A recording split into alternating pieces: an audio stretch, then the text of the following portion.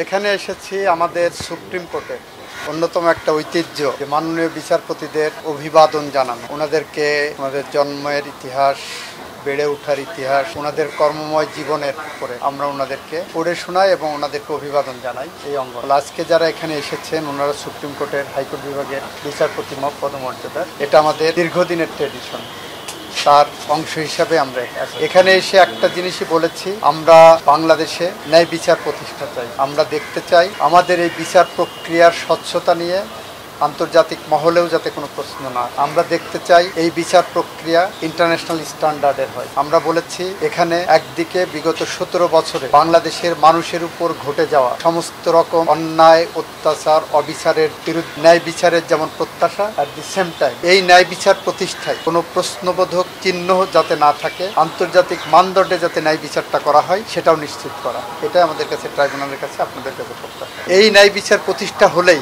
বাংলাদেশের ইতিহাসে আর যাতে কেউ ক্ষমতায় টিকে থাকার জন্য দিনের ভোট রাতে করতে সাহস না করে, সে যেই হোক, সেই পথ, সেই আলোর পথ দেখানোর জন্য হলেও আন্তর্জাতিক মানদণ্ডে এই ন্যায় বিচার প্রতিষ্ঠা করা প্রয়োজন।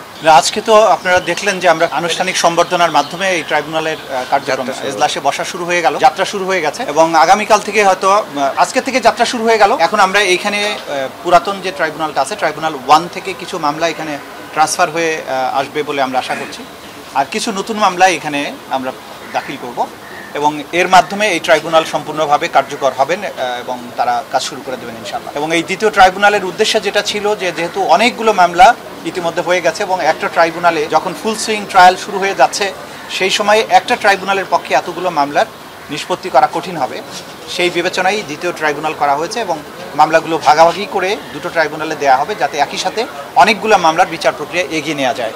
এবং সেই প্রত্যাশা থেকেই আজকে এটার যাত্রা শুরু হয়ে গেল। ইনশাআল্লাহ আগামী দিনে বিচারের অগ্রগতি দেশবাসী এবং জাতি দেখতে পাবে।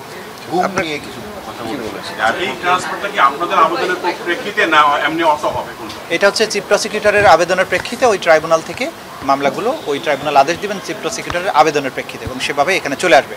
আর যেগুলো নতুন এখানে দায়ের করা হবে সেগুলোর জন্য কোনো আলাদা পিটিশনের দরকার হবে না। আমরা যেগুলোকে দরকার মনে করবো এখানেই সরাসরি দায়ের করতে পারবো। সেটা তো ওখানে অলরেডি বিচার প্রক্রিয়া শুরু হয়ে গেছে, সুতরাং ওটা ওখানেই থাকবে। আর যেগুলোকে আমরা এর মধ্যে চিন্তা করে দেখব, যেগুলোকে এখানে দেওয়ার মতো সেগুলোকে আমরা এখানে নিয়ে আসবো, আর যেগুলো সামনে আসবে সেগুলোর অনেকগুলোই হয়তো এখানেই দায়ের করব যাতে করে ট্রান্সফারের ঝামেলায় যেতে না। গুম নিয়ে কি বলেছে?